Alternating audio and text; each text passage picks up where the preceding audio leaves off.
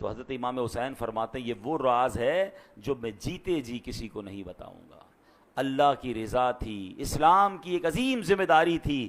دے know very well, ان سب کو پتا تھا کہ ہم نے اس سفر میں شہید ہونا ہے، مگر یہ شہادت کا سفر تھا، یہ قربانی کا سفر تھا، یہ نبی پاک کے گویا حکم کو نبھانے کا اور فریضے کو ادا کرنے کا یہ سفر تھا. جبھی تو ہم جھوم جھوم کر یہ شعر پڑھتے ہیں نا، جس نے حق کربلا میں ادا کر دیا، اپنے نانا کا وعدہ وفا کر دیا.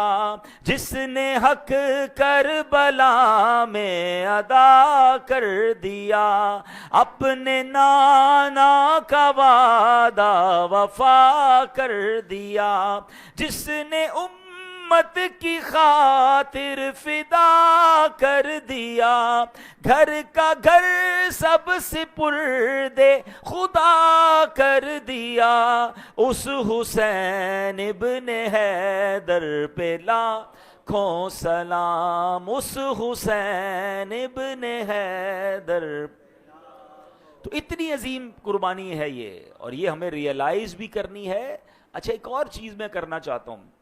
ابھی بھی جمعے میں یہ نارملی بیانات میں ینگسٹر یا بڑی عمر کے لوگ آ رہے ہیں، مگر ہمارے بچے نہیں ہوتے، اور ہماری یہ ذمہ داری بنتی ہے کہ یہ جو واقعات ہیں یہ اپنے بچوں کو بھی سنائیں، ہماری آنے والی نسلوں کو بھی پتہ چلے کہ یہ اسلام کتنی قربانیوں سے اور کس قدر عظیم داستانیں ہیں، تاکہ وقت پڑے تو مال قربان کرنا، وقت دینا، اللہ کرے جب دین کے لیے ضرورت پڑے تو اپنی جان قربان کرنے سے بھی ہم پیچھے نہ ہٹیں.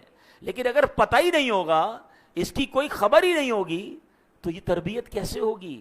تو یہ بار بار جو بیانات ہوتے ہیں، بار بار جو ان موضوعات کو ڈسکس کیا جاتا ہے، اس کی وجہ یہ ہے کہ ہماری آنے والی نسلوں کو بھی پتہ چلے.